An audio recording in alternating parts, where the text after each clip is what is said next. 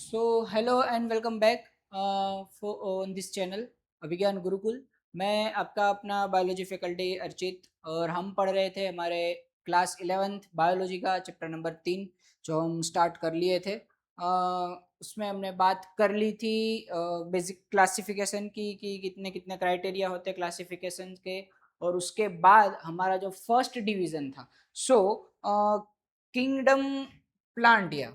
Okay, हमारा जो भी किंगडम प्लांट है उसको हमने 5 अलग अलग डिवीजन के अंदर डिवाइड कर दिया है। उसमें हमारा पहला डिवीजन था जो आल्गी, उसको हमने कंप्लीट कर दिया है। उसके बाद हमारा दूसरा डिवीजन पड़ता है ब्रायोफाइटा, और ये हमारे लिए थोड़ा बहुत स्पेशल बन के आता है ब्रायोफाइटा। उसके बाद आता है टेरिडोफाइटा। उसके बाद हमारा फोर्थ डिवीज़न लगता है और उसके बाद हमारा फिफ्थ डिवीज़न लगता है। हमारा फोर्थ डिवीज़न है जिम्नोस्पर्म, और उसके बाद हमारा फिफ्थ है एंजियोस्पर्म। ओके, हम इसके बारे में डिस्कस करने वाले इस चैप्टर में, जिसमें इससे पहले भी हमने एक चीज़ डिस्कस कर ली है। वो थोड़ी बहुत हिस्ट्री के बारे में बात थी। ये थोड़ी बहुत हिस्ट्री के बारे में बात कर ली थी। उसमें हमने देखा था टाइप्स ऑफ क्लासिफिकेशन। के बारे में हमने बात कर ली थी। उसके अलावा हमें पता है 5 किंगडम क्लासिफिकेशन क्या था, तो उसके बारे में हम बार बार बात नहीं करेंगे। क्लासिफिकेशन कैसे होता है, फिर टेक्सोनोमी जो थी, टेक्सोनोमी के बारे में बात की थी। देन हमने प्लांट और फंगस को अलग कैसे किया, कौन से बेसिस पे अलग किया, ये बात कर ली थी। और उसके बाद हमारा जो पहला डिवीजन है आल्गी, वो हमने कंप्लीट कर लिया है। आज हम बात करने वाले हैं हमारा दूसरा डिवीजन ब्रायोफाइटा के बारे में। इस लेक्चर में हम बात करने वाले हैं। बेसिक सा है चैप्टर, बहुत इजी है, जैसे मैंने लास्ट क्लास में भी बोला था, बहुत इजी सा चैप्टर है। ध्यान लगा कर पढ़ेंगे, थोड़ा फोकस के साथ पढ़ाई करेंगे, अच्छे से समझेंगे तो बहुत इजी है। प्लांट है, काइंड ऑफ कंफ्यूजिंग वाला प्लांट का थोड़ा सीन रहता ही है। जब एनिमल्स पे आते हैं तो हमें पता होता है कि ये एनिमल हमने देखा होता है, तो एनिमल को देख के हम बता सकते हैं कि इसके अंदर ये कैरेक्टरिस्टिक्स हो सकते हैं, अगर आप अच्छे हैं तो उन सब चीज़ों में। प्लांट को जनरली हम देख के बता नहीं सकते कि भाई ये कैसा प्लांट है, ये कैसा प्लांट है, लेकिन उसके बारे में हम स्टडी करेंगे और थोड़ा बहुत पढ़ने के बाद हम देख के बता सकते हैं कि ये कुछ इस तरह का प्लांट है। और हम एग्जाम्पल्स देखेंगे तो और ज़्यादा आइडिया रह जाएगा कि ये ऐसा प्लांट होता है, ये ऐसा प्लांट होता है।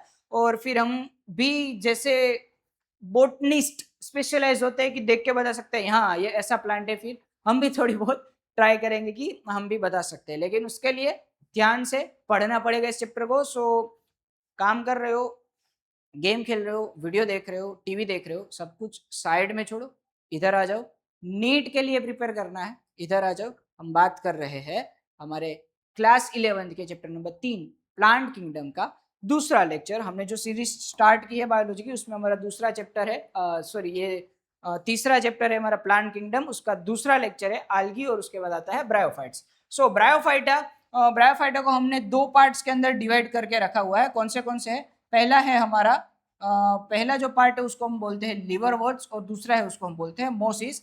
नाउ हमें हेरारकी पता है। हेरारकी क्या होती है भाई? हेरारकी में सबसे नीचे आता है स्पीसीज, स्पीसीज से ऊपर आता है जीनस, जीनस से ऊपर आता है फैमिली, फैमिली के ऊपर आता है ऑर्डर, ऑर्डर के ऊपर आता है क्लास, क्लास के ऊपर आता है फाइलम, और एल्स डिवीजन, और डिवीजन के ऊपर आता है हमारा किंगडम।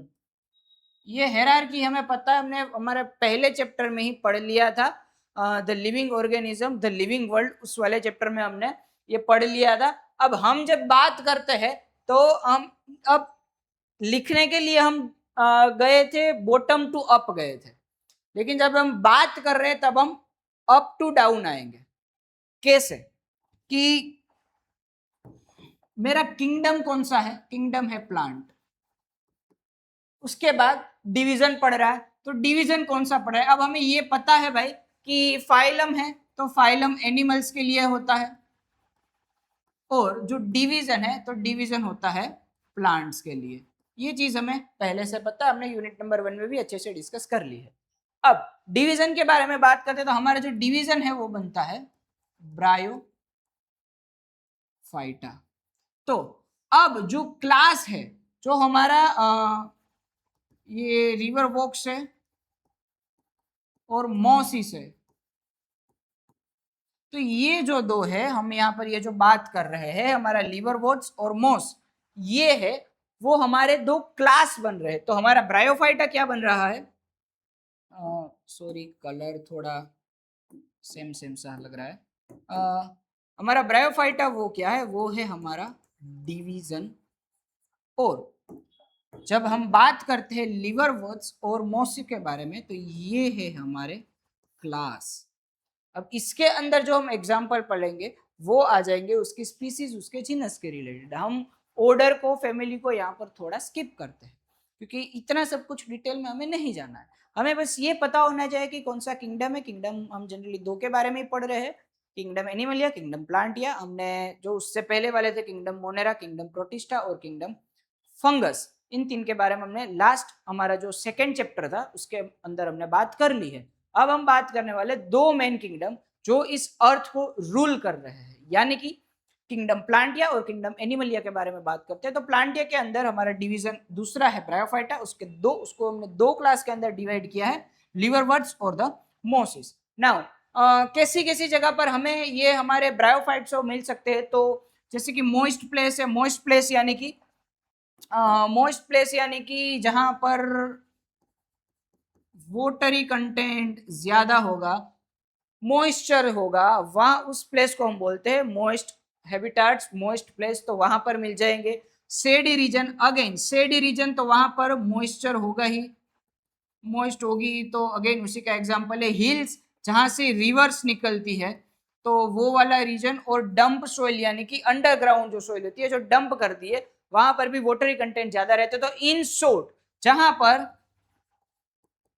मॉइस्चर ज्यादा मिलेगा, उस मॉइस्चर ज्यादा वाली जगह पर हमें ब्रायोफाइट्स इजीली मिल जाएंगे। उसके की एग्जांपल्स है मर्चेंटिया, रिक्सिया, फ्यूनारिया, सरगासम है, पॉलीट्रेकियम है। ये उसके मोस्ट कॉमन एग्जांपल्स है। एग्जांपल्स याद रखने हैं, एग्जाम्पल एग्जाम में कुछ भी आ सकता है। अगर पूछ ले कि भाई sargassum is example of which division of kingdom plantae, तो पता होना चाहिए कि sargassum belongs to the division bryophyta. Okay, class के बारे में भी पूछ सकता है कि मॉस है कि लिवरवॉट्स है। आगे चल के बात करेंगे, एक एक एग्जाम्पल के बारे में बात करने वाले हैं, डोंट वरी, इसी को अच्छे से डिस्कस करना है। सो की एग्जाम्पल्स अगर याद होंगे तो नीट क्वालिफाई करना थोड़ा और इजी हमारे लिए हो जाता है, क्योंकि नीट मेजोरिटी ऐसी सारी चीजों में फोकस करता है जो स्टूडेंट्स के लिए थोड़ी काइंड ऑफ डिफिकल्ट हो, और इसीलिए हम बोलते हैं कि नीट का पेपर थोड़ा बहुत टफ था। सो ऐसी सारी चीजों पे हम डिस्कस करने वाले हैं। NEET point, first plant to successfully adapt on the terrestrial environment. ऐसे प्लांट है ब्रायोफाइट्स जिन्होंने टेरेस्ट्रियल इकोसिस्टम यानी कि पानी को छोड़ दिया है। आलगी पानी में ही मिलती थी, पानी के बाहर कहीं नहीं मिलती थी। अब हम एक स्टेप ऊपर आ चुके हैं इवोल्यूशन में, तो ब्रायोफाइट्स बन चुके हैं। ब्रायोफाइट्स टेरेस्ट्रियल एनवायरनमेंट के साथ एडेप्ट हो चुके हैं, टेरेस्ट्रियल एनवायरनमेंट में मिलते हैं। लेकिन यहाँ पर एक चीज याद रखनी है, मैं एक चीज लिख रहा हूं, तुम लोगों को पता चल ही जाएगा जी। मैं फ्रॉग लिखा हूं, हमें सबको पता है frog is example of amphibian. So frog is amphibian animal. Amphibian होना इसका मतलब क्या है, तो वो अपनी लाइफ दो जगह पर स्पेंड करता है, पहला है वाटर और दूसरा है लैंड। ओके, अब वाटर में रहता है, लैंड में रहता है, कुछ समझ में नहीं आता। वाटर फ्रॉग को कभी मैंने वाटर में देखा नहीं है, मैंने तो उसको जनरली लैंड पर ही देखा, ये कंफ्यूज होगा। तो water for there breeding purpose यानी कि उसके रिप्रोडक्शन के लिए, और जो लैंड पे है वो उसका लाइफ टाइम स्पेंड करता है। सो एम्फीबियंस यानी कि ऐसे एनिमल्स, ऐसे प्लांट्स जो ब्रीडिंग के लिए कंप्लीटली वाटर पर डिपेंडेंट है, ब्रीडिंग के लिए कंप्लीटली वाटर पर डिपेंडेंट है, ऐसे एनिमल्स को, ऐसे प्लांट्स को हम बोलते हैं एम्फीबियंस। सर समझ में आ गया? इसके साथ यानी कि ब्रायोफाइट के साथ एम्फीबिया का क्या लेना देना? तो सुनो, bryophytes are also known as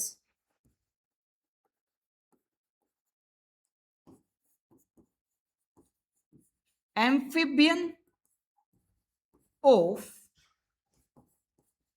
plant kingdom. So bryophytes are the plants जिसको हम amphibian of the plant kingdom के जैसे पहचानते हैं।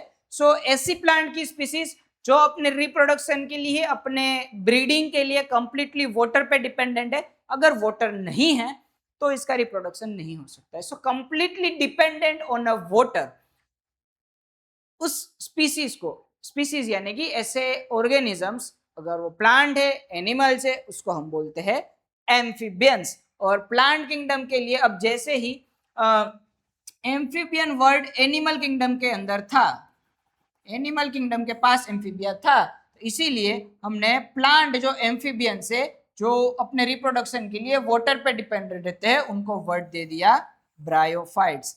ब्रायो और फाइट्स, ब्रायोफाइट्स यानी कि लैंड और वाटर दोनों में सरवाइव करने वाले ऑर्गेनिजम्स, ऐसी प्लांट की स्पीसीज जो पानी और वाटर दोनों जगह पर सरवाइव कर सकती है, पानी अपने रिप्रोडक्शन के लिए यूज करती है। ओके, ये हमें पता है। ओके, आगे बढ़ते हैं।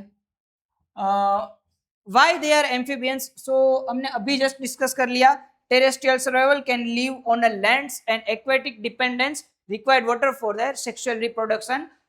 लैंड पर ही कंप्लीटली अपना लाइफ टाइम स्पेंड करते हैं, but they requires water for their sexual reproduction. Sexual reproduction कब होगा?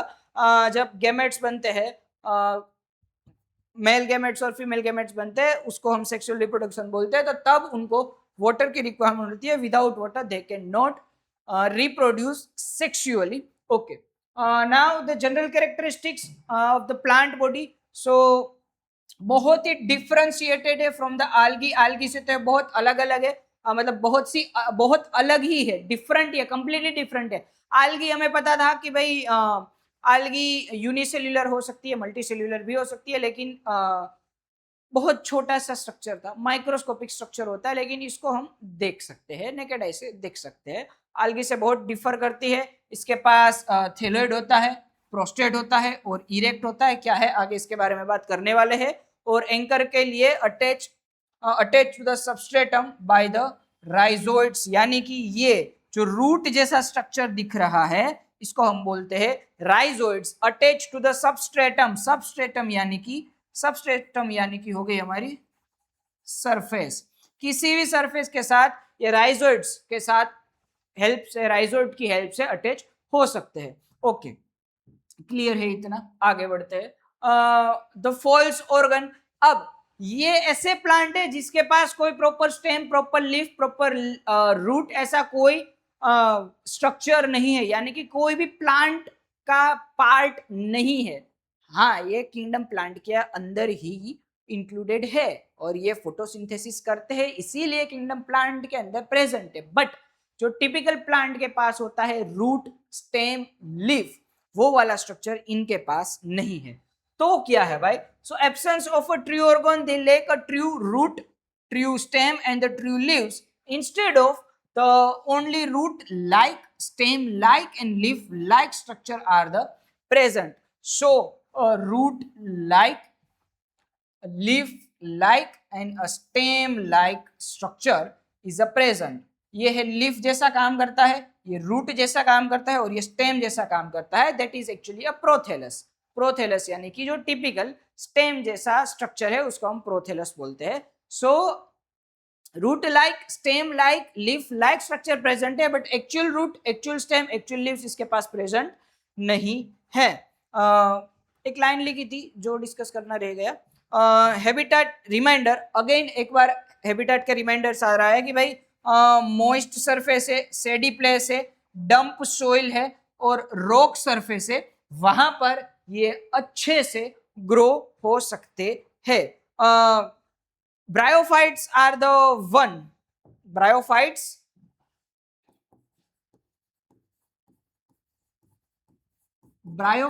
are the plant species who can survive on the bare rocks. Now ये हमारे लिए इंपॉर्टेंट बन जाता है। व्हाट इज बेर रॉक्स? बेर रॉक्स यानी कि ऐसी जगह जहां पर सोइल नहीं है, कोई भी प्लांट की स्पीसीज नहीं है, सिर्फ और सिर्फ क्या है वहां पर? रॉक्स ही है। अब ऐसी जगह पर ये सरवाइव करने के लिए सरवाइव करने पर एडेप्ट हो चुके, सरवाइव कर लिए। तो bryophytes are the only plant species who can survive in a bare rocks, on the bare rocks, ऐसा भी बोल सकते हो आप। ओके, बेर रॉक्स का आप पता चल गया है। Now the golden rule for the bryophytes, bryophytes is equals to no vascular tissue plus need water for their fertilization. So bryophytes के बारे में मैं क्या बोल सकता हूं? सो ब्रायोफाइट जिसके पास वेस्कुलर टिश्यू नहीं है पर उसको वाटर रिक्वायर्ड है फॉर देयर रिप्रोडक्शन।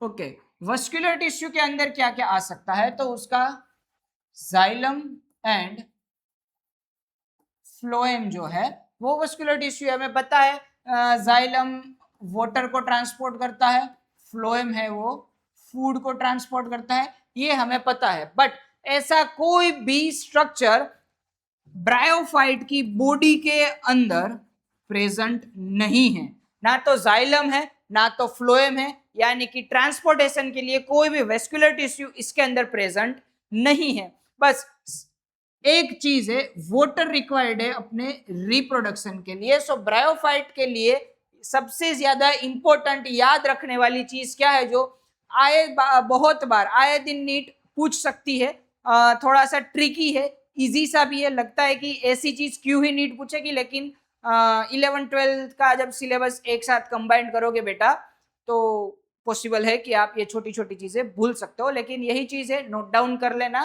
कि ब्रायोफाइट्स यानी कि ऐसी प्लांट की स्पीसीज जिसके पास वस्कुलर टिश्यू नहीं है और उसको वाटर रिक्वायर्ड है अपने रिप्रोडक्शन के लिए, ऐसी स्पीसीज को हम बोलते हैं ब्रायोफाइटा।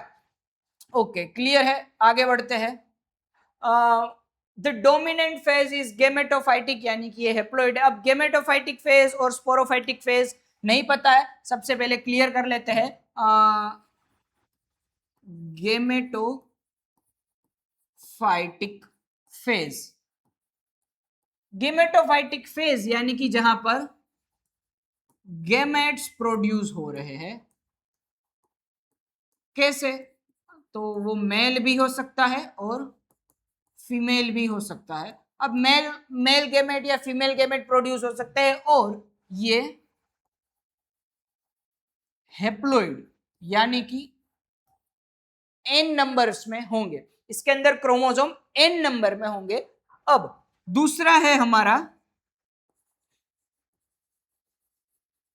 Sporophytic phase. तो स्पोरोफाइटिक फेज के अंदर स्पोर्स प्रोड्यूस होंगे, स्पोर्स प्रोड्यूस होंगे और ये जो स्पोर है वो डिप्लॉयड होंगे, यानी कि 2n के नंबर में होंगे। क्रोमोसोम डबल होगा इसके अंदर, इसीलिए हम उसको 2n डिप्लॉयड बोलते हैं। तो स्पोरोफाइटिक, गेमेटोफाइटिक, इसी से पूरे प्लांट का साइकिल चलता है। प्लांट के अंदर एक बार गेमेटोफाइटिक फेज आता है, दूसरी बार स्पोरोफाइटिक फेज आता है। अब इनका जो रिप्रोडक्शन है, ब्रायोफाइट का जो रिप्रोडक्शन है, उसके अंदर गेमेटोफाइटिक फेज है वो डोमिनेंट है। Gametophytic phase is a dominant. ऐसा ही यहां पर है। सो n नंबर्स ऑफ क्रोमोसोम होंगे। सो मेन प्लांट बॉडी बनती है ग्रीन एंड फोटोसिंथेटिक। अब ग्रीन कलर क्यों है? क्लोरोफिल की वजह से। क्लोरोफिल की वजह से मैंने स्पेलिंग गलत क्यों लिख दिया भाई? ग्रीन कलर है क्लोरोफिल की वजह से होता है। और उसके बाद है इंडिपेंडेंट। इंडिपेंडेंट यानी कि खुद से सरवाइव कर सकते हैं, इसी को किसी पे डिपेंडेंट रहने की रिक्वायरमेंट नहीं है। जैसे हम होते हैं डिपेंडेंट जब हम हमारे रिस्पेक्टेड मदर से उनके पेट में होते हैं, जब हम फिटस होते हैं। फिटस तो नहीं बोलते, बहुत छोटा हो गया, लेकिन जब हम मम्मी के पेट में होते हैं, यानी कि वुमन जब प्रेग्नेंट होती है तब उनके पेट के अंदर बच्चा होता है, वो कंप्लीटली अपनी मदर पे डिपेंड रहता है for the oxygen, for the nutrition, सब कुछ। हमें पता है एक प्लेसेंटा होती है जिसके थ्रू मदर जो भी खा रहे हैं, मदर ने जो भी ऑक्सीजन अपने अंदर इनहेल किया है, उसमें से कुछ अमाउंट अपने जो भी अपने अंदर जो बच्चा है, अपने पेट के अंदर जो बच्चा पल रहा है, उसको साथ वो शेयर करती है। तो हम एक टाइम पे डिपेंडेंट होते हैं, लेकिन ये जो बनते हैं ये कंप्लीटली इंडिपेंडेंट बनते हैं। ओके, आगे बढ़ते हैं। सेक्स ऑर्गन्स के बारे में बात करते हैं तो उसके पास मेल सेक्स ऑर्गन होता है जिसको हम बोलते हैं एंथ्रीडियम, और फीमेल सेक्स ऑर्गन होता है जिसको हम बोलते हैं आर्चिगोनियम। अच्छे से इसका स्ट्रक्चर हम unit number 5 the morphology of plant, flowering plant है, उसके अंदर आर्चिगोनिया, एंथ्रीडियम, एंजियोस्पर्म, गाइनोसियम सबके बारे में, एंड्रोसियम, गाइनोसियम सबके बारे में अच्छे से बात करने वाले हैं। जो एंथ्रीडियम यानी कि मेल सेक्स ऑर्गन है वो बाइफ्लेजेलेट एंथ्रोजोइड्स को प्रोड्यूस करता है। सो जैसे ह्यूमन क्या प्रोड्यूस करता है? स्पर्म। वो भी फ्लेजेलेटेड होते हैं, लेकिन वो सिंगल होते हैं। सिंगल यानी कि उसकी कोई गर्लफ्रेंड नहीं होती है, ऐसा नहीं। सिंगल फ्लेजेलेटेड यानी कि एक ही फ्लेजेला होती है, लेकिन इसके पास गर्लफ्रेंड होती है, इसीलिए बाई फ्लेजेलेटेड है। ये लड़का है, ये लड़की है, यानी कि दोनों कमिटेड है। नहीं, इसके पास दो फ्लेजेला होती है, इसीलिए जो ब्रायोफाइट्स के जो भी मेल गेमेट्स है, अब हम इसको बोलेंगे गेमेट्स। एंथ्रोजोइड्स स्पोर नहीं है, गेमेट्स है। तो जो एंथ्रोजोइड्स मेल गेमेट है वो बाइफ्लेजेलेटेड होते हैं, उसके पास दो फ्लेजेला होती है। जब हम फीमेल के आर्चिगोनियम के बारे में बात करता है तो वो एक सिंगल एग को प्रोड्यूस करता है। वहां पर सिर्फ एक एग सेल प्रोड्यूस होगा, जिसके पास ये भाई जाएगा, यहां से एंटर होगा, ओवेरी में जाकर इसके साथ फ्यूज हो जाएगा और एक जाइगोट बनेगा। उसमें से अगेन एक नई प्लांट, मतलब का एक नया इंडिविजुअल अगेन ग्रो होगा। अगेन ये प्रोसेस होगा और ये प्रोसेस ऐसे ही चलता रहेगा। That is the complete life cycle of any plant. सबके अंदर यही हो रहा है। ओके, आगे बढ़ते हैं। The act of fertilisation.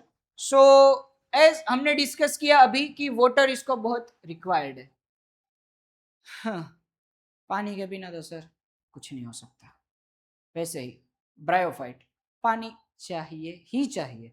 तो अब क्या होगा भाई कि इसको पानी की रिक्वायरमेंट तो है, बहुत अच्छी खासी है।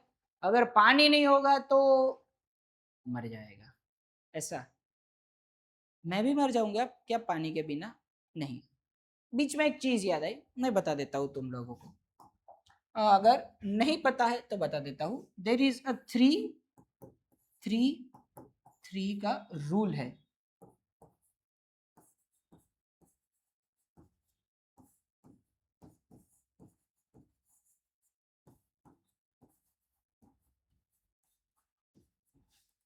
3 घंटे तक विदाउट ऑक्सीजन, 3 दिन तक विदाउट H2O, इन 3 वीक्स तक विदाउट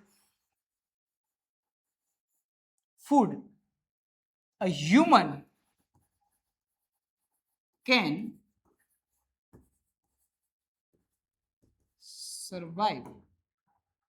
मैं 3 घंटे विदाउट ऑक्सीजन रह सकता हूँ, 3 दिन तक विदाउट पानी पिए रह सकता हूँ, 3 हफ्तों तक कुछ भी खाए बिना रह सकता हूँ, लेकिन शर्त क्या है?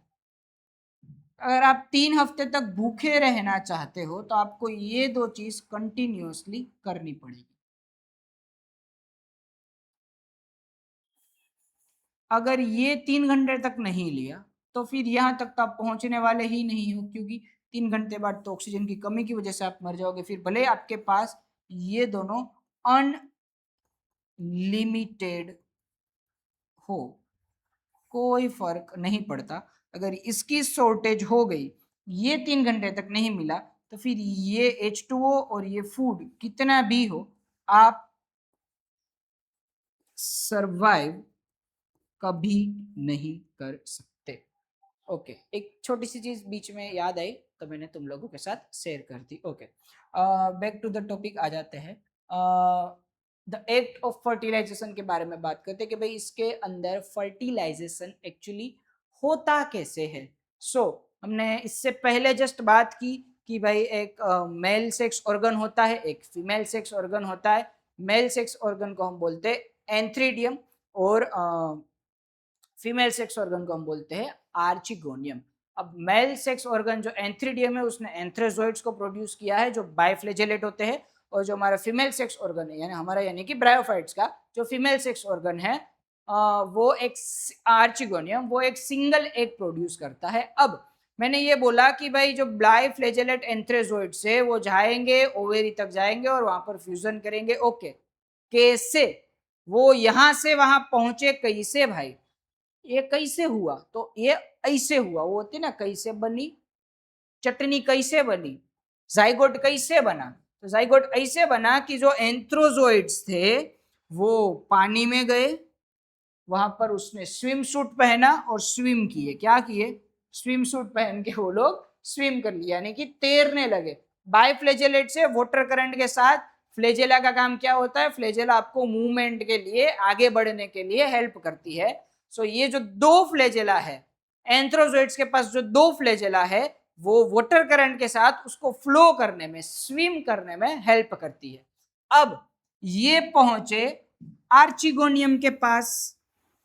आर्चिगोनियम के पास गए, डोरबेल रिंग किया, नॉक नॉक, अंदर से बोला हु इज देयर? ये बोला आई एम द एंथ्रोजोइड्स। दरवाजा खुल गया। दरवाजा खुला। अब इन्होंने पहले चाय पे चर्चा की, यानी कि मीटिंग की नहीं, ये मैटिंग है, नो था मीटिंग, मैटिंग किया। मैटिंग किया तो मतलब कि antherozoids reach to the archegonium, archegonium तक ये पहुंच गए। उसके बाद वो होता है ना, पहले चाय वाय पिया और फिर उसने अपना असली चेहरा दिखाया, यानी कि वो हो गया फ्यूज। किसके साथ? एग के साथ। तो बहुत ही बदमाश थे ये एंथ्रोजोइड्स। आर्चिगोनियम के पास गए। कैसे गए? तैरते तैरते गए ताकि किसी को कुछ भनक तक ना लगे, आसपास वालों को कुछ पता नहीं चलना चाहिए, इसलिए पानी में तैर के गए। Knock knock, I am archegonium. दरवाजा खुला। फिर आराम से बैठकर चाय पानी नाश्ता वास्ता किया और फिर अपना काला चेहरा दिखाया, फ्यूज कर दिया एक के साथ और बना दिया एक जाइगोट जो था 2n। सर 2n कैसे बना? ये तो हेप्लॉइड थे। तो सुनो, मेल सेक्स ऑर्गन यानी कि एंथ्रेजोइड्स, n number of chromosome, female sex organ archegonium एक बनाया, n नंबर ऑफ क्रोमोसोम। अब जब फ्यूजन होगा तो क्या हो जाएगा? Male into female. So n into n is equals to 2n। ये कंसेप्ट आज भी बहुत सारे लोगों को कंफ्यूजिंग करता है कि सर ये 2n कैसे बना? n प्लस n दोनों ही हेप्लॉइड थे, इसीलिए ये छोटा सा कंसेप्ट है, बहुत बेसिक सा कंसेप्ट है, लेकिन बहुत सारे बच्चों को समझ में नहीं आता कि ये कैसे हो रहा है, तो इसीलिए मैं एक्सप्लेन कर रहा था कि मेल गैमेट्स है उसके पास n नंबर्स में।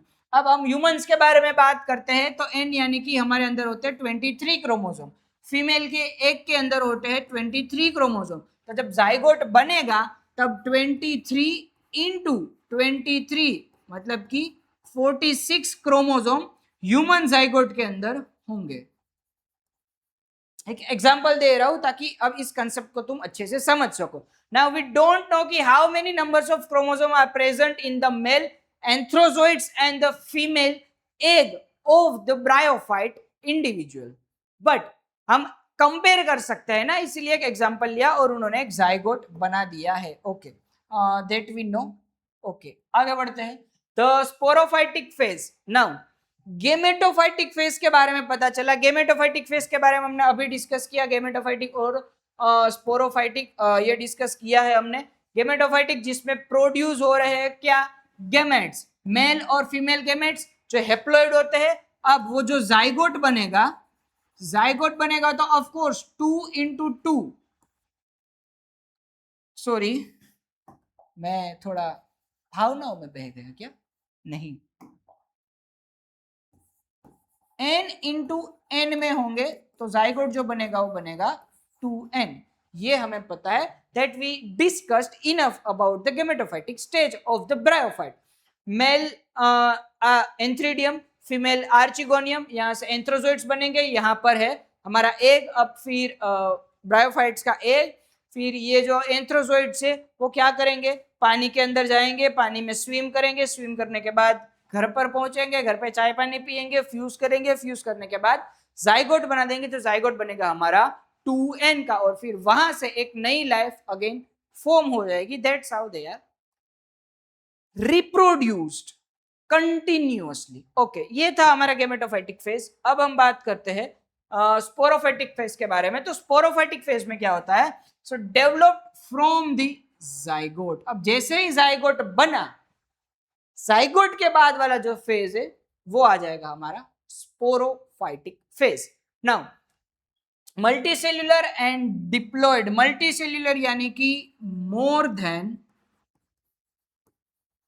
वन सेल, उसको हम क्या बोलते हैं, मल्टीसेल्यूलर। फिर वो अगर 2 हो, 4 हो, 20 हो, 200 हो, 2000 हो या 20,000 हो या फिर 2 लाख हो, कितने भी हो, उसको हम बोलते हैं मल्टी सेल्यूलर ही बोलते हैं। और डिप्लॉयड होता है यानी कि 2n होता है। अब बन कहां से रहा है भाई, जाइगोट से बन रहा है, जाइगोट 2n होता है, तो जो स्पोरोफाइटिक फेज होगा वो भी तो 2n में ही होगा, वो कहां n में आएगा। Okay, crucial concept, attach to a completely dependent on the gametophytic for the nutrition. एक साइड बोल रहे हो गेमेटोफाइटिक फेज, एक साइड बोल रहे हो स्पोरोफाइटिक फेज, एक साइड बोल रहे हो कि स्पोरोफाइटिक फेज गेमेटोफाइटिक से अटैच होता है। सर कुछ समझ में नहीं आ रहा है। चलो, मैंने तुम्हें बोला अभी कि प्लांट का जो रिप्रोडक्शन है वो एक बार गेमेटोफाइटिक से होता है तो एक बार स्पोरोफाइटिक से होता है, ये पता है। ओके, गेमेटोफाइटिक फेज से जो न्यू बॉडी बनी है उसके ऊपर अटैच रहेगा कौन सा, स्पोरोफाइटिक, और फिर वहां से एक न्यू प्लांट बनेगा। सो दैट्स वाई यहां पर क्या लिखा था, attach to and completely dependent on the gametophytes for the nutrition. Gametophytic से जो प्लांट बना है, प्रोथेलस बना है, उसके ऊपर ये स्टोक जैसा बनेगा, यहां पर बनेंगे स्पोर्स, ये डायरेक्टली जो गेमेटोफाइट से प्रोथेलस बनेगा ना, उसके ऊपर डिपेंडेंट रहेंगे और प्रोथेलस से न्यूट्रिशन लेगा, न्यूट्रिशन लेके यहाँ पर जितने भी स्पोर्स है, स्पोर्स को न्यूट्रिशन देगा, मेच्योर होंगे और फिर स्पोर को बाहर रिलीज करेगा। अब जैसे यहाँ पर प्रोथेलस बना है वैसे एक दूसरा प्रोथेलस बन जाएगा। क्लियर है इतना? ओके, यही यहाँ पर बात की है। ओके, अब है एक्चुअल बात, meiosis to the new life. So जब स्पोरोफाइट होगा, स्पोरोफाइट होने के बाद स्पोरोफाइटिक बन गया, यानी कि ये मेरा प्रोथेलस था, प्रोथेलस के ऊपर यहाँ पर एक स्टोक बना, उसके अंदर ऐसा एक बना, इसके अंदर ये स्पोर्स है। ओके, तो ये जो बना ना, इतना इतना स्ट्रक्चर, इसको मैं बोलता हूं स्पोरोफाइट। स्पोरोफाइट बोलते हैं स्ट्रक्चर को। अब ये स्पोरोफाइट बना है, वहां पर होगा मियोसिस, और मियोसिस से स्पोर्स बनेंगे, स्पोर्स बनेंगे। अब ये spores, meiosis occur in the sporophyte and convert haploid spores produce। अब मियोसिस हमें पता है कि एक सेल से 4 नए सेल बनते हैं, और जो मदर सेल है वो 2n होता है, और जो नए सेल बनेंगे वो n होते हैं। तो यहाँ पर स्पोर्स के अंदर जो मियोसिस होगा, तो उसकी वजह से हैप्लॉइड स्पोर्स ही बनेंगे। ऑब्वियस रीजन है, हमें मियोसिस क्या होता है पता है। ओके, उसके बाद स्पोर्स का जर्मिनेशन होगा, यानी कि यहाँ पर जो स्पोर्स है वो बाहर की साइड रिलीज हो जाएंगे, जर्मिनेट हो जाएंगे, और new gametophyte form. New gametophyte यानी कि उसका प्रोथेलस, न्यू गेमेटोफाइट फॉर्म होगा। न्यू गेमेटोफाइट जैसे ही फॉर्म होगा, अगेन स्पोरोफाइट बन जाएगा, अगेन मियोसिस होगा, हैप्लॉइड सेल्स बनेंगे, जर्मिनेट होंगे, नया गेमेटोफाइट बनेगा, अगेन स्पोरोफाइट बनेगा। ऐसे करते करते करते करते करते अपना स्पोरोफाइटिक फेज के अंदर रिप्रोडक्शन कंप्लीट करेगा। सर बहुत सा कंफ्यूजन है, नहीं समझ में आ रहा है, समझो। या तो वो गेमेटोफाइटिक से रिप्रोड्यूस करेगा, या तो वो स्पोरोफाइटिक से रिप्रोड्यूस करेगा। अब गेमेटोफाइटिक में एक मेल और एक फीमेल की रिक्वायरमेंट है, क्योंकि ये सेक्सुअल रिप्रोडक्शन है। अब इसमें n into n two n बनेगा, जहां बन जाएगा ये जाइगोट। ये जाइगोट फिर कन्वर्ट होगा प्रोथेलस में, जिसको हम बोलते हैं गेमेटोफाइट। अब यहां पर क्या होगा कि ये जो प्रोथेलस बना हुआ है, ये प्रोथेलस है, उसके ऊपर ये स्पोरोफाइट बन जाएगा, उसके ऊपर स्पोर आएंगे, स्पोर जर्मिनेट होंगे, बाहर जाएंगे, ये स्पोर्स ने मिलके एक गेमेटोफाइट बना दिया, अगेन स्पोरोफाइट बनेगा, मियोसिस होगा, जर्मिनेट होंगे, नीचे आएगा, एक नया गेमेटोफाइट बनेगा।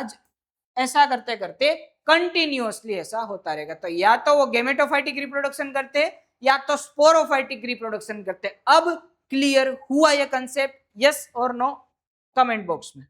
Okay, great. अब बात करते हैं इसके इकोलॉजिकल इंपॉर्टेंस के बारे में कि ब्रायोफाइट है या नहीं है। मुझे क्या फर्क पड़ता है, क्योंकि हम इंसान हैं जिसको किसी से कोई फर्क नहीं पड़ता। अगर कोई रहता है तब भी ठीक है, अगर नहीं रहता तब भी ठीक है। हम वैसे भी इतने सारे डिफोरेस्टेशन कर रहे हैं, आई डोंट नो क्यों करते हैं, लेकिन करते रहते। बहुत खराब चीज है हमारे लिए, लेकिन पता नहीं हम इसी चीज में हमारा ग्रोथ देखते हैं। और कहीं ना मुझे बहुत बुरी लगती है भाई, कि ऐसा क्यों कर रहे हो तुम अपने डेवलपमेंट के लिए। तुम नेचर को क्यों परेशान कर रहे हो, नेचर को क्यों तुम खत्म किए जा रहे हो। कभी कभी लगता है कि इससे अच्छा है तो डेवलपमेंट नहीं होना चाहिए, लेकिन नेचर ही बर्बाद करना है तुम्हें। कल एक बहुत अच्छा दिन था, अगर आप लोगों को नहीं पता है तो कल थी 10 अगस्त, आज 11 है। हाँ, आज 11 है तो कल 10 अगस्त था। और कल के दिन को हम सेलिब्रेट करते हैं बहुत अच्छी काम के लिए। अच्छा दिन है जिसको हम बोलते हैं वर्ल्ड्स लायन डे। कब होता है? 10 अगस्त को। अब जो लायन है वो इंडिया में गिर फॉरेस्ट के अंदर ही देखने को मिलते हैं। गवर्नमेंट की माने तो गिर के अंदर कम से कम 800 से 900 जितने लायन हैं, including male, female and cubs. पर इस 800 में से 300 जितने ही एक्चुअली फॉरेस्ट एरिया के अंदर है। बाकी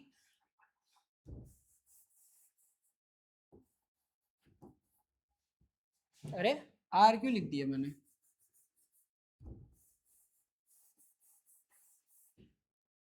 300 जितने ही हैं फॉरेस्ट एरिया में।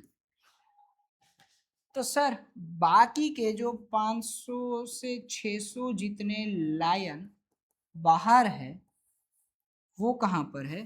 तो गिर के आसपास का एरिया है,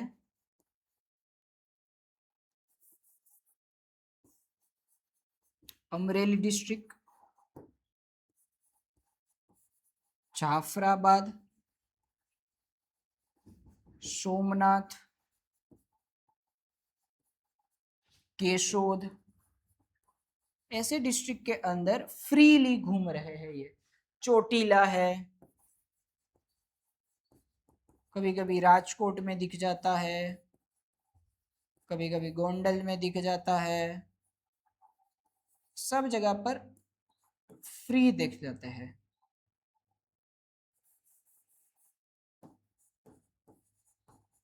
फ्री दिख जाते हैं। अब हमारे अंदर तो डेवलपमेंट हो रहा है ना। हम बोलते हैं कि इंडिया के अंदर डेवलपमेंट हो रहा है, लेकिन ऐसे डेवलपमेंट का क्या फायदा कि जब 500 से 600 लायन अपने नेचुरल हैबिटाट जो गिर फॉरेस्ट है उससे बाहर घूम रहे हैं। और फिर वही हम बोलते हैं, न्यूज में सुना होगा कि इस गांव के अंदर एक लायन ने एक इंसान पे अटैक किया, वो खा गया, ऐसा किया वैसा किया। हम ही घुसे उनके घर के अंदर, हम ही ने उनके घर बर्बाद किए हैं।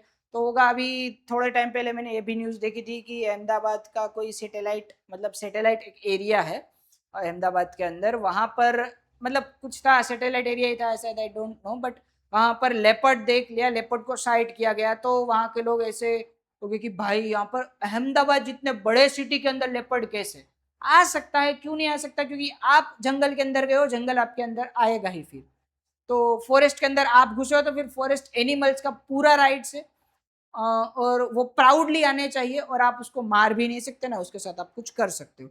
सो ये इसलिए बता रहा हूँ क्योंकि हम ecological significance, ecological importance of bryophytes के बारे में बात करने वाले हैं। लेकिन उससे पहले जो हमारी फेमिलियर स्पीसीज है, चलो ठीक है, ब्रायोफाइट्स के बारे में हमें नहीं भी पता है, it's okay, but as a biology teacher it is my responsibility कि मैं आपको इन सारी चीज़ों से अवेयर करूँ। कल वर्ल्ड लायन डे था, lion is a biological animal. तो हम सबको पता है कि एनिमल बायोलॉजी के अंदर ही आता है। तो बहुत सारे लोग होंगे जिनको ये नहीं पता था। इसे बहुत सारे डेज आते हैं, world snake day, world leopards day, world tiger day, बहुत सारे आते हैं। आए दिन हम ये भी सुनते हैं कि भाई इसने इस पे अटैक किया, तो अच्छी बात है। बुरी बात भी है कि अगर आप कोई एक फैमिली अपने एक फैमिली के कोई इंसान को खोती है, वो एक्सपायर हो जाता है, बट कहीं ना कहीं ये भी लगता है कि वो इंसान करेगा ही, आई मीन वो मरेगा ही, क्योंकि वो इंसान फॉरेस्ट के अंदर गया था, फॉरेस्ट उसके पास नहीं आया था। और जब भी आप फॉरेस्ट में जाते हो you have to play with your own life, कि आप अपनी ज़िंदगी से ही खेल रहे हो, मर भी सकते हो, जिंदा भी आ सकते हो, आपको पूरा अंदाज़ा होता नहीं है। फिर आप जाते हो, फिर वहाँ पर क्या होता है क्या नहीं होता है, I know it is some kind of controversial topic, but it is my responsibility to, I have to aware you, and I should aware all of you about this. So yes, it is। और हम बोलते हैं कि development हो रहा है, लेकिन development में चक्कर में हम हमारे ही नेचर को बर्बाद कर रहे हैं, और फिर हम बोलते हैं कि ये हो रहा है वो हो रहा है, और वो होना भी चाहिए। मैं आई एम वेरी हैप्पी कि ऐसा सब कुछ हो रहा है। तो कभी कभी मुझे लगता है कि और करो ये सारी चीज़ें। आपको कोई कॉमर्शियल प्लांट बनाना है तो आप हैदराबाद के अंदर कोई बड़ा सा फॉरेस्ट कवर है उसको आप डिस्ट्रॉय कर रहे हो। कहीं ना कुछ ऐसी चीज़ें चल ही रही है जो कंट्रोवर्शियल है वाइल्ड लाइफ के लिए, फॉरेस्ट के लिए, इवन नेचर के लिए बहुत ख़राब है। लेकिन एक सिंपल सा एग्जांपल देता हूँ, एक टाइम था जब हाउस पेरो, हम सबको पता है हाउस पेरो क्या है, वो हमारे घर के आसपास खेला करती थी। लेकिन आज का टाइम है, हमें हाउस पेरो दिखने को ही नहीं मिलती है। रीज़न आप सबको पता है क्या नहीं। इनके बारे में ज़्यादा डिस्कस नहीं करना है, हम थोड़ा एक स्लाइड आगे आगे यहाँ पर आ जाते हैं वापिस। इकोनॉमिकल और ecological Okay, ecological importance of the bryophytes. So they are the pioneer species. Now, first organism to colonize a bare rocks.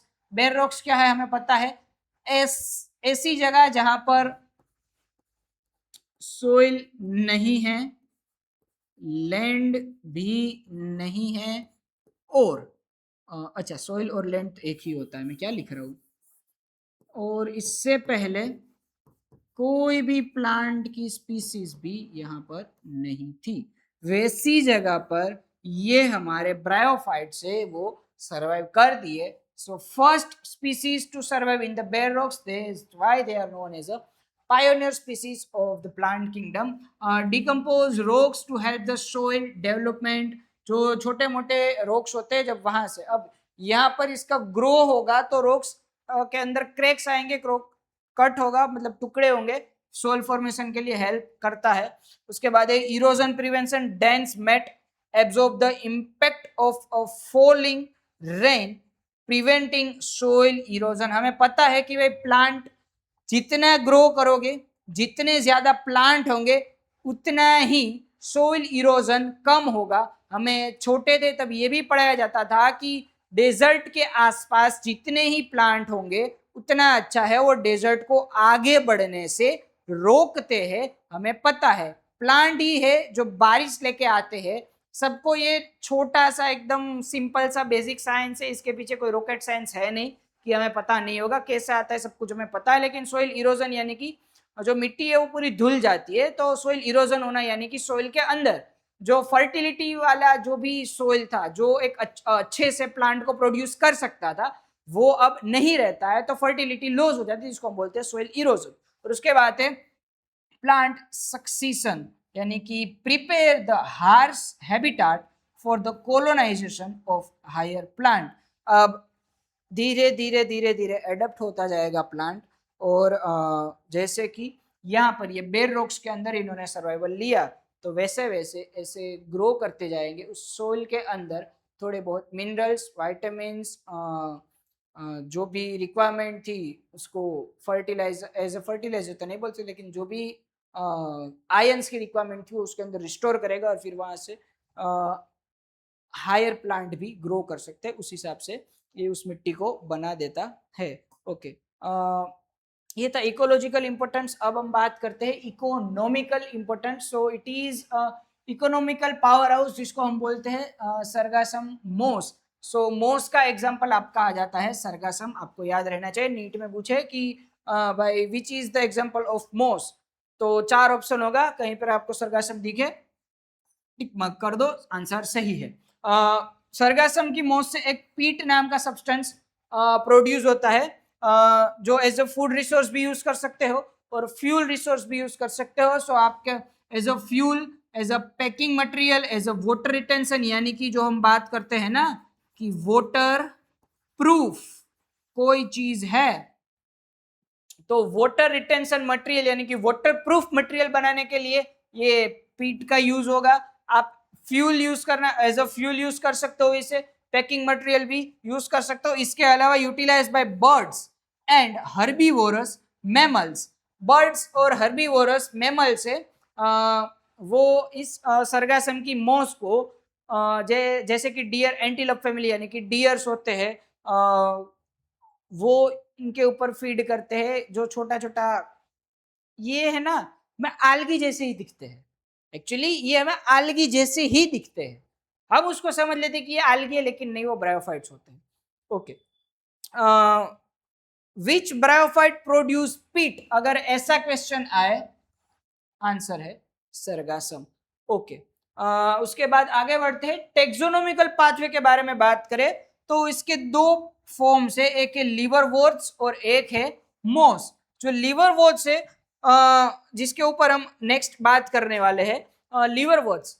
सो लिवरवर्थ क्या होता है? सो लिवरवर्थ फॉर्म एंड हैबिटाट, उसके बारे में बात करें. सो मॉइस्ट और शेडी प्लेस में ये जनरली मिलते हैं. मार्सी लैंड होगी वहां पर मिलेंगे, स्ट्रीम बैंक्स होगी और बार्क ऑफ द ट्री होगा, वहां पर इनका डेवलपमेंट हो सकता है. इसके बारे में ओके, फोकस ऑन द मार्चेंटिया. सो लिवरवर्थ का एग्जांपल है मार्चेंटिया, मोस का एग्जांपल है सरगासम, दो आए दिन पूछे जाने वाले सबसे कॉमन एग्जांपल है लीवरवर्थ का मार्चेंटिया और मोस का सरगासम, याद रखना है। The plant body is a thalloid, thalloid यानी कि कुछ इसके जैसा स्ट्रक्चर जिसको हम थैलोइड स्ट्रक्चर बोलते हैं।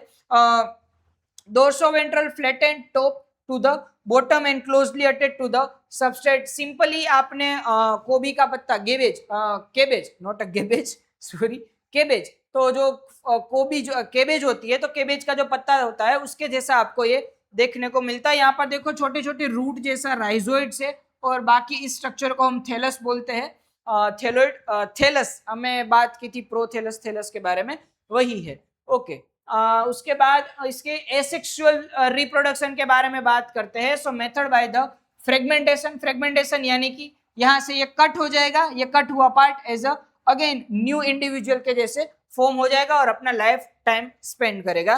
दूसरा है बाय द गेमा, गेमा कैप्स यानी कि ये जो सक जो गेमा कप्स है उसके थ्रू ये अपना रिप्रोडक्शन करेगा। So green multicellular asexual birds जो प्रोड्यूस होती है गेमा के अंदर।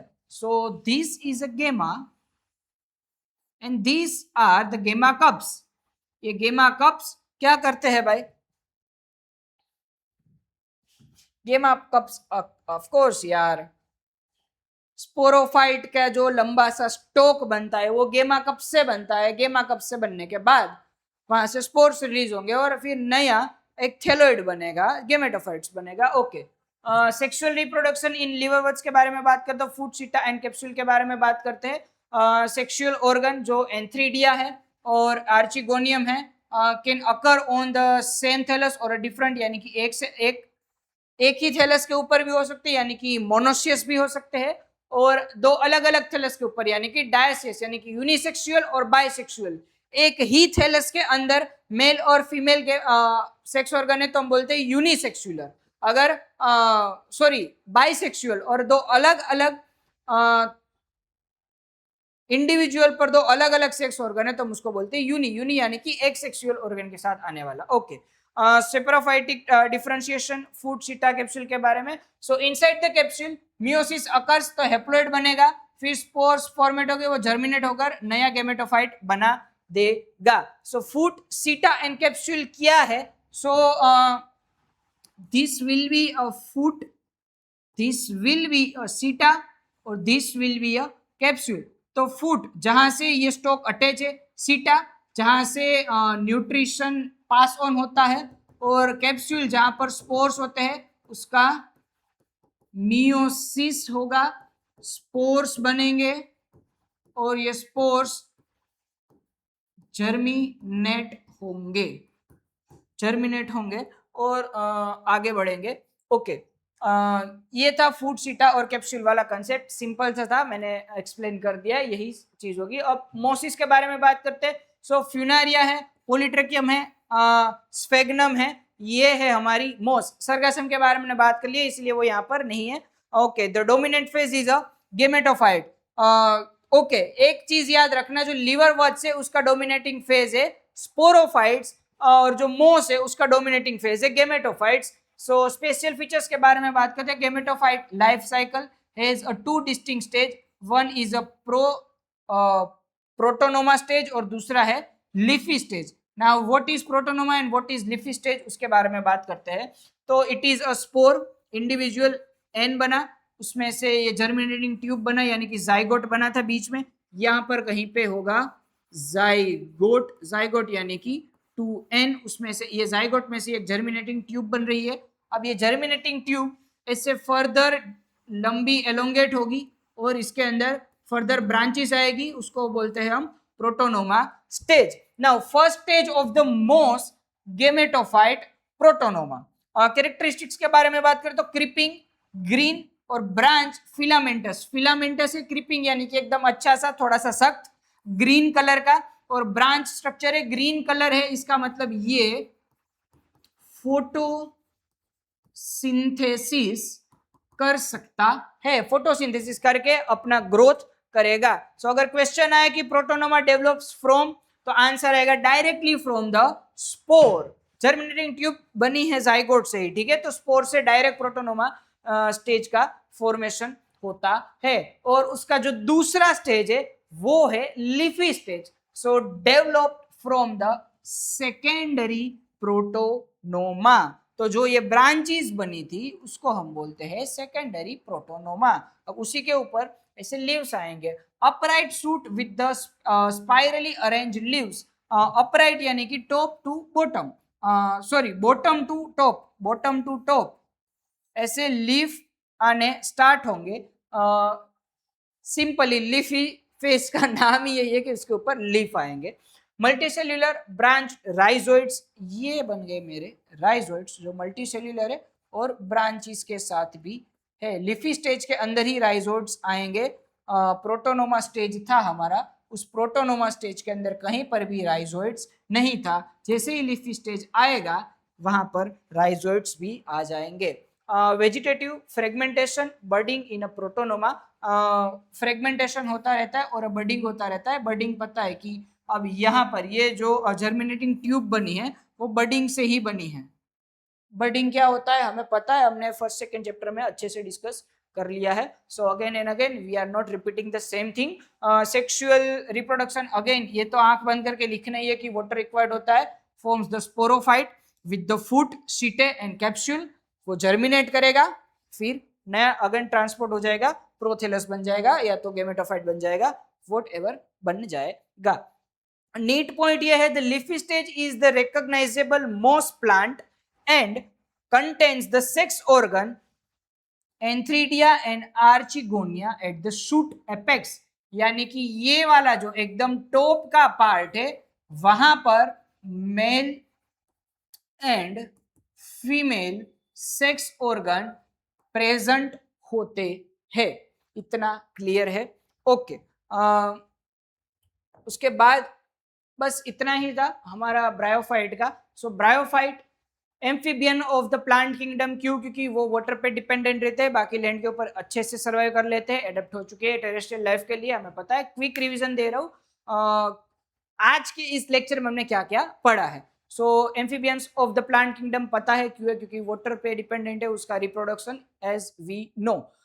उसके अलावा हमने बात की कि भाई उसके दो क्लास है, लिवरवर्ट्स और द मोसिस। उससे पहले हमने बात की उसके दो रिप्रोडक्टिव फेज, गेमेटोफाइटिक और स्पोरोफाइटिक फेज। जो गेमेटोफाइटिक फेज है वो मोस के अंदर डोमिनेंट होता है और स्पोरोफाइटिक फेज है वो लिवरवर्ट्स के अंदर प्रेजेंट होता है। फिर उसके इकोलॉजिकल इंपॉर्टेंस देखा कि पायोनियर स्पीसीज है, सोल फॉर्मेशन करती है, दूसरे जो हायर ट्रीज है उसके लिए अच्छा हैबिटेट क्रिएट करती है और सोइल इरोजन को रोकती है। ये था उसका इकोलॉजिकल इंपॉर्टेंस। जब इकोनॉमिकल इंपॉर्टेंस के बारे में बात करती है तो जो सरगासम मोस है उसमें से पीट, एक पीट नाम का सब्सटेंस प्रोड्यूस करती है। वो पीट जो बर्ड्स है और हर्बीवोरस मेमल्स है वो एज अ फूड यूज करते हैं। बाकी इंडस्ट्रियल पर्पस के लिए, वो वाटर रिटेंशन मटेरियल के लिए, पैकेजिंग मटेरियल के लिए हम उसको यूज कर सकते हैं। उसके बाद हमने लिवरवर्ट्स और मोस के बारे में बात की, तो उसमें थैलस स्ट्रक्चर होता है जो गेमा केप होती है, वहां से रूट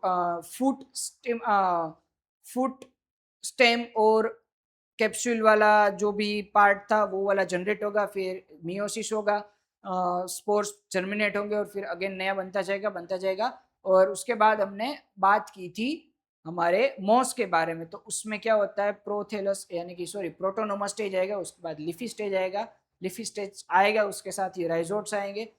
लिफी स्टेज है, उसके ऊपर अगेन ये जो स्पोरोफाइट है वो डेवलप होगा, वहां पर मियोसिस होगा, कैप्सूल के अंदर स्पोर्स बनेंगे, जर्मिनेट होंगे, प्रोथेलस बनेगा, that we know. Okay, quick revision कर लेते हैं। Master summary matrix of the bryophyta characteristics के बारे में बात करते हैं।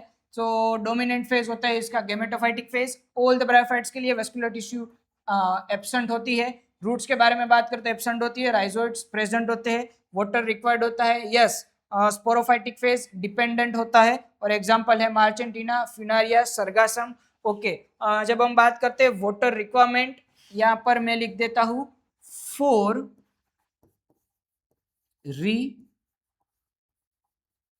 रिप्रोडक्शन। ओके, यहाँ पर रूट्स के बारे में बात की, रूट एब्सेंट है। Rhizoid is a root like structure, तो ये भी याद होना चाहिए। ओके, मैं ये थोड़े जो टिक मार्क किए हैं वो इरेज कर देता हूँ। Okay, that is all. पहले ओके, आप इस स्लाइड का स्क्रीनशॉट ले लो। आपको क्विक रिवीजन करना है ब्रायोफाइटा का, आप इससे कर सकते हो। दो स्क्रीनशॉट ले लो, फिर हम कुछ बात करते हैं आगे की। Okay okay, so I hope कि सबने स्क्रीनशॉट ले लिया है। So what we have discussed in today's lecture is the second division of the plant kingdom which is bryophyta. उसके बारे में हमने बात कर ली है। Now in the very next lecture we will move forward for our third division, which is Pteridophyta, similar to the Bryophyta, some kind of modification of course आने वाले ही है। कुछ इवोल्यूशनरी हिस्ट्री होगी, यानी कि कुछ इवोल्यूशन होगा, उसके बाद ही वो नए प्लांट्स बने। यस, एज यूजुअल टेरिडोफाइट के बारे में बात करेंगे हम। एक लेक्चर के अंदर हम एक डिवीजन के बारे में बात करने वाले है। ओके, ब्रायोफाइट में से याद रखने की चीज सिंपली अगेन बता देता हूँ, उसके एग्जांपल याद रख लेना। मार्चेंटिया, मार्चेंटिना वो एक लिवोवर्ट्स है, अगेन एग्जांपल याद रख लेना।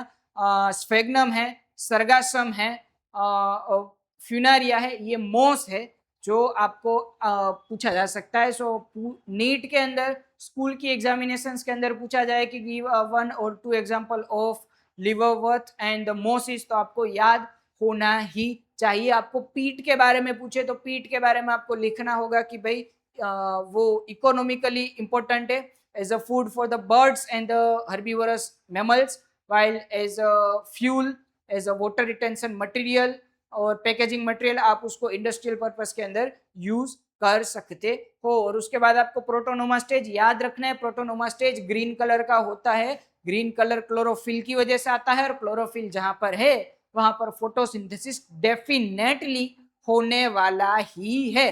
तो प्रोटोनोमा स्टेज फोटोसिंथेसिस करता है, खुद का खाना खुद बनाता है। उसके बाद उसमें लिफी स्टेज आएगा, लिफी स्टेज आते ही उसके नीचे राइजोइड्स भी आ जाएंगे। Rhizoids are the not root but root like structures. Okay, quick revision again एक और बार मैंने करवा दिया है। Okay, that's all for today's lecture. और नेक्स्ट हम मिलेंगे हमारे बायोलॉजी के यूनिट 3 के थर्ड डिवीजन यानी कि टेरिडोफाइटा के साथ। तब तक stay tune with this channel. और अगर आपको ये वीडियो इंफॉर्मेटिव लगी है, नीट की प्रिपरेशन के लिए हेल्प कर रही है, तो सब्सक्राइब कर लेना इस चैनल को। डेली वीडियो आते रहेंगे, और डेली मतलब कि टाइम टू टाइम वीडियोस आते रहेंगे। और आपको अगर ये कंटेंट अच्छा लगा है, आपको पढ़ने में थोड़ी बहुत भी हेल्प हो रही है, तो अपने दोस्तों के साथ इसको शेयर कीजिए ताकि वो भी नीट की प्रिपरेशन कर सके। Okay, that's all for today's lecture. Till now, thank you very much and stay connected with us. Okay, thank you.